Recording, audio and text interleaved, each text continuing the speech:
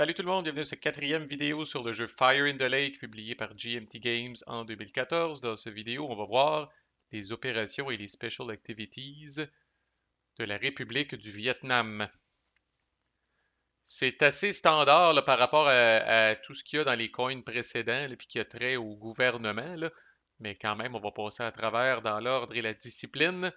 On va commencer par les opérations. Il y a d'abord le classique Train, qui permet essentiellement là, d'amener des troupes et de la police sur la map. Ça peut être fait dans les villes ou les provinces qui ne sont pas contrôlées par le NVA. Donc, une fois que le NVA envahit la place, là, oubliez ça, là, il n'y a plus d'entraînement gouvernemental qui se fait là. Ça coûte 3 ressources par space dès qu'il y a au moins une pièce de l'ARVN qui est placée dans cette space-là. Donc, si c'est à l'intérieur d'une ville, ou s'il y a une base coin, on va appeler ça une base coin, là, une base US ou ARVN, vous pouvez placer un ou deux Rangers ou jusqu'à 6 cubes ARVN. Vous choisissez le mix troupes-police comme vous voulez. Ça peut être 6 troupes, 6 polices ou un mix de cette affaire-là. Donc, soit des Rangers ou soit des cubes. Et ensuite, si vous le désirez, dans une seule space que vous avez choisi pour faire du training, vous pouvez soit remplacer 3 cubes ARVN, n'importe lesquels, avec une base ARVN. Je rappelle que vous n'en avez au début que 3. En fait, vous n'avez que 3 points à la ligne, en fait. Au début, vous n'avez juste une de disponible, puis il y en a deux autres qui sont out of play, là, qui vont venir en jeu, je pense, quand vous jouez votre événement pivot, là. Donc, dans une train space, soit que vous remplacez 3 cubes avec une base ARVN, ou, ça ressemble un petit peu à ce qu'on a vu dans la séquence de coups, là, s'il y a des troupes ARVN, de la police, puis le coin control, vous pouvez pacifier de un ou deux niveaux. Puis vous avez un petit reminder en bas ici là, de ce que veut dire pacifier. Là. C'est comme dans la séquence du coup. Là. Chaque 3 ressources vous permet d'abord d'enlever un marqueur de terreur s'il y en a un. Puis une fois qu'il n'y en a plus, là, quand on dit de 1 à 2 niveaux, là, vous essayez d'amener ça vers support actif. C'est rare que la RVN va faire ça, c'est plus la condition de victoire des Américains. Mais le fait d'avoir du support dans une space, ça empêche les méchants de faire certains trucs dans ces spaces-là. Fait que même le gouvernement peut avoir une motivation de faire ça. Ensuite, Patrol, c'est vraiment un classique. Ça sert à protéger les locks, les lines of communication, puis à repositionner là, vos cubes à travers les villes. Ça coûte 3 ressources au total pour faire ça. Fait que vous bougez n'importe quel cube ARVN le long de locks ou de villes et vous devez arrêter uniquement si vous pognez ce que le jeu appelle des insurgés, c'est-à-dire les Viet Cong ou le NVA.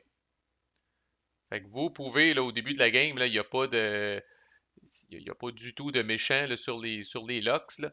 Fait que je pourrais prendre ce cube-là, là, puis je bouge sur la lock ici, je bouge sur la ville ici, je bouge sur la lock ici, la ville ici. Tu sais, je peux faire un calice de bout, là. Vous utilisez autant de locks et de villes que vous voulez tant qu'il n'y a pas d'insurgés sur ces locks-là ou dans ces villes-là. Puis ensuite, sur chaque lock, vous allez activer une guérilla pour chaque cube qui se trouve là, même des cubes qui étaient déjà là avant que vous fassiez votre patrol. Et si vous le voulez, c'est rare qu'on se prive de ce petit plaisir-là. Vous allez faire un assaut gratuit sur une seule lock.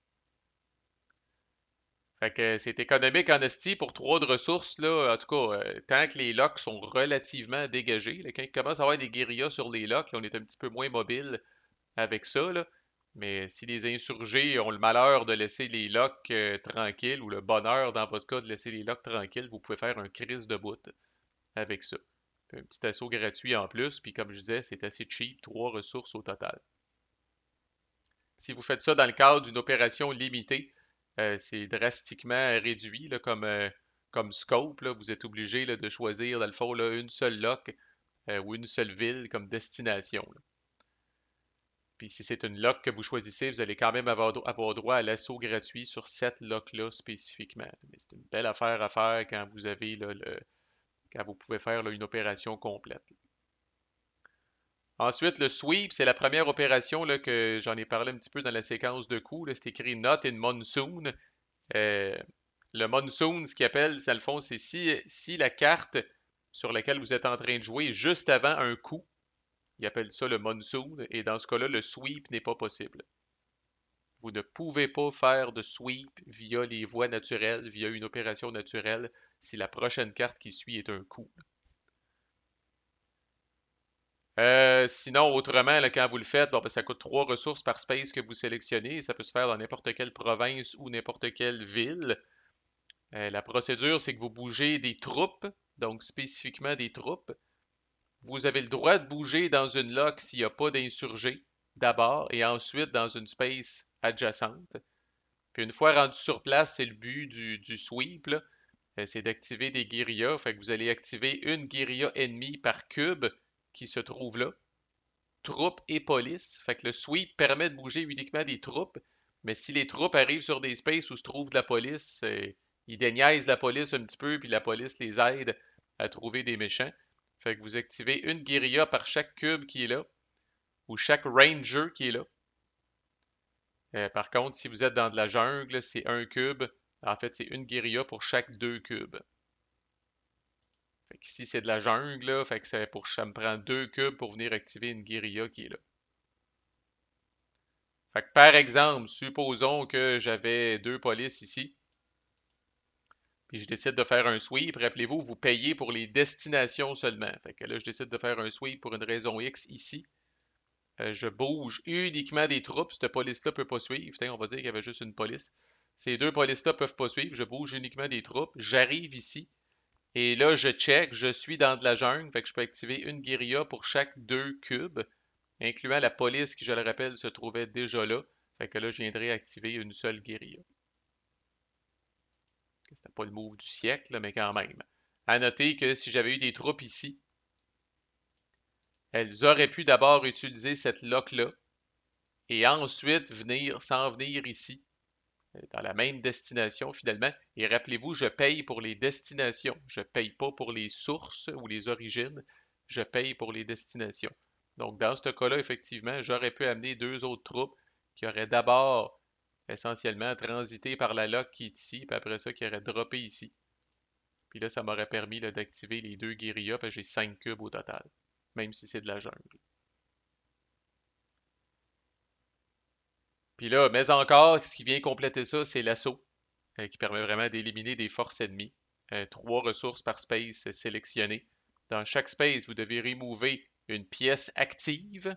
Donc, les guérillas qui sont underground ne peuvent pas être removés, c'est bien important. Et là, il y a un nouvel ordre maintenant, parce que les méchants peuvent avoir des troupes. Donc, vous devez remover les troupes d'abord. Les troupes du NVA, dans le fond, les Vietcong n'ont pas de troupes. Vous devez remover les troupes du NVA s'il y en a. Ensuite, les guérillas qui sont actives. S'il reste des guérillas underground, vous êtes fourrés puis ça va s'arrêter là. Si toutes les guérillas étaient actives puis vous les avez toutes removées puis vous avez encore du firepower comme on dit, ben là, vous pouvez remover les bases. Alors, on remove les bases en dernier. Et si la base en question a un tunnel, j'en ai parlé, je disais qu'ils sont plus tough, ils sont crissement plus tough. Là. Je vais même faire exprès, je vais mettre 2 bases avec des tunnels. Là.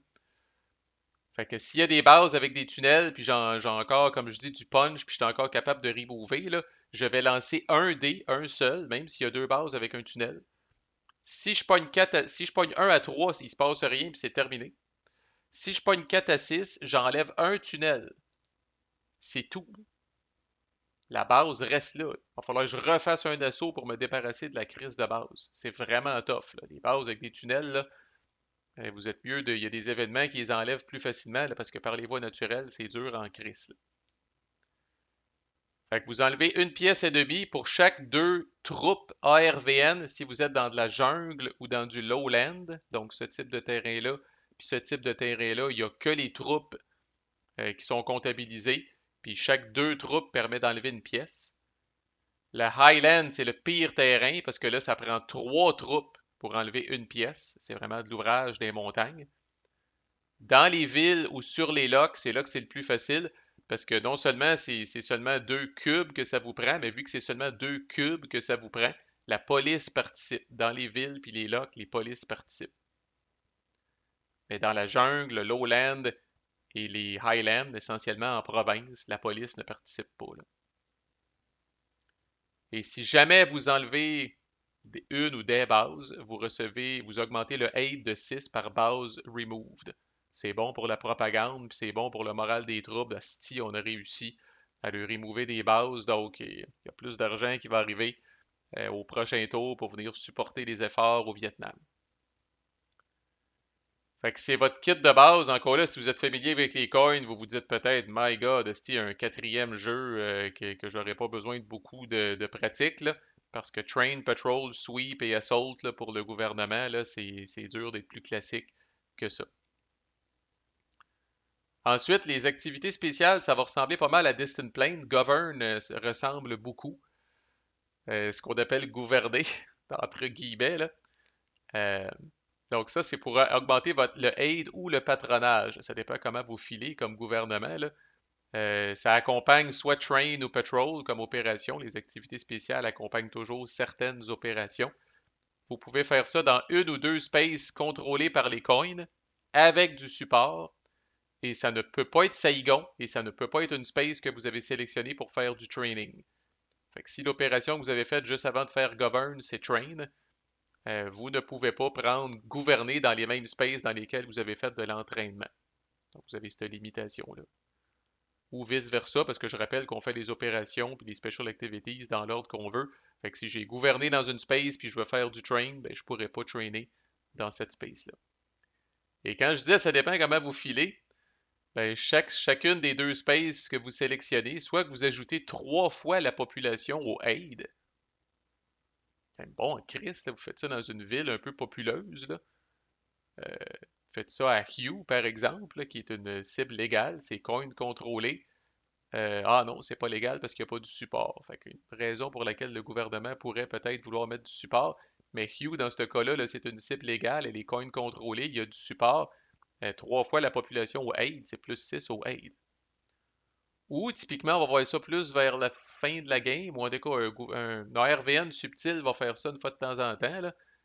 S'il y a plus de cubes ARVN que de cubes américains, vous pouvez transférer une fois la population du aid au patronage et vous shiftez la space d'un niveau vers neutre.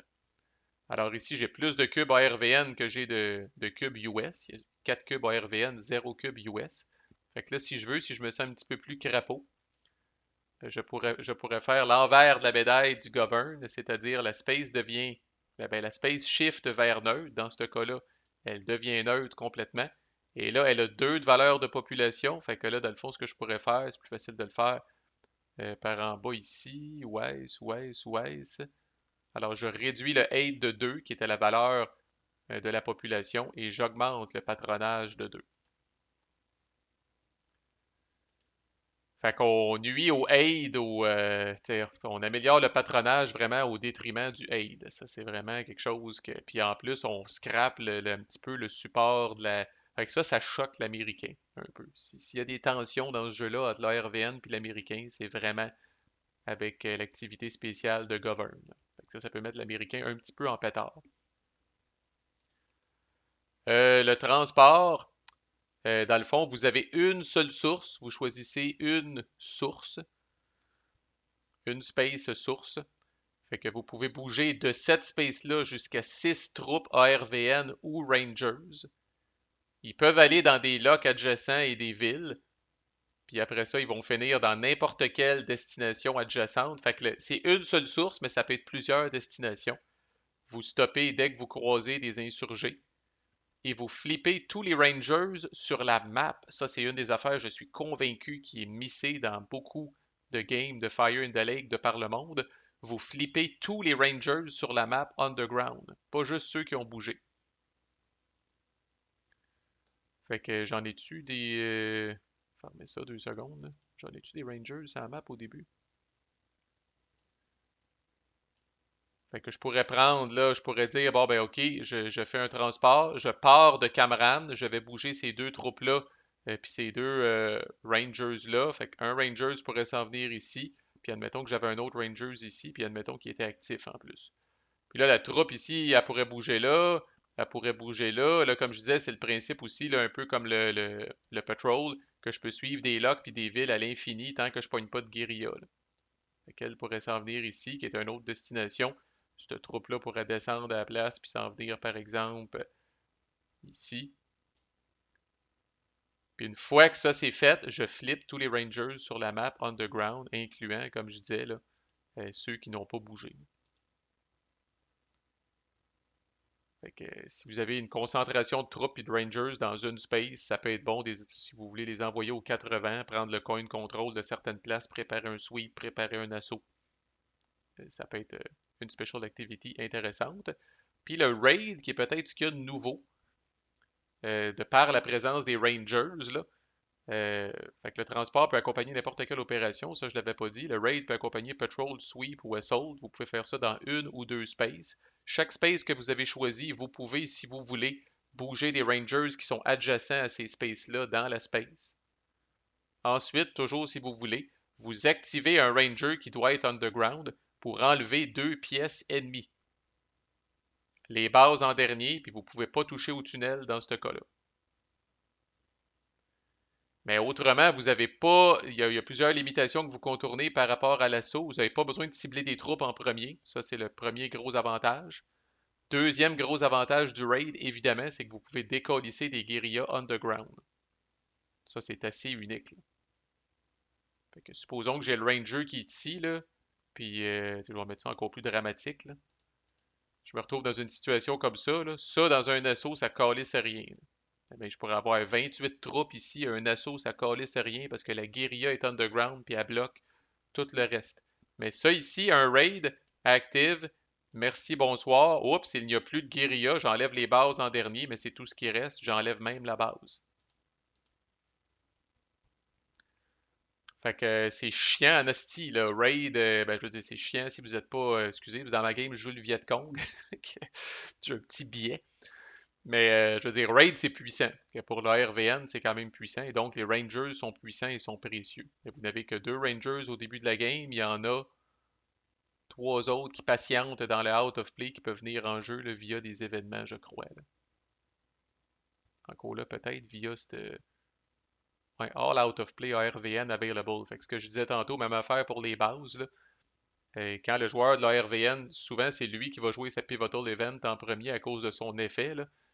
Mais la vietnamisation, là, la ligne du milieu, là, All Out of Play ARVN Available, quand cet événement pivot-là est joué par l'ARVN, là, tout ce qui est patiente ici dans le Out of Play, là, c'est-à-dire deux bases, un petit paquet de troupes, puis trois Rangers, ça s'en vient disponible. Parce qu'au début, les Rangers sont en faible nombre, vous en avez juste deux. Fait qu'il n'y a pas moyen de faire grand. Ben, vous pouvez faire une coupe d'affaires, mais vous n'avez pas autant de flexibilité, là. Quand vous en avez cinq suite à la vietnamisation, ça torche en style. Alors voilà le catalogue d'opérations puis de special activities de l'ARVN. On va battre le fer pendant qu'il est chaud. Puis dans le prochain vidéo, on va parler des opérations puis des special activities des alliés de l'ARVN en théorie, c'est-à-dire les Américains. À plus.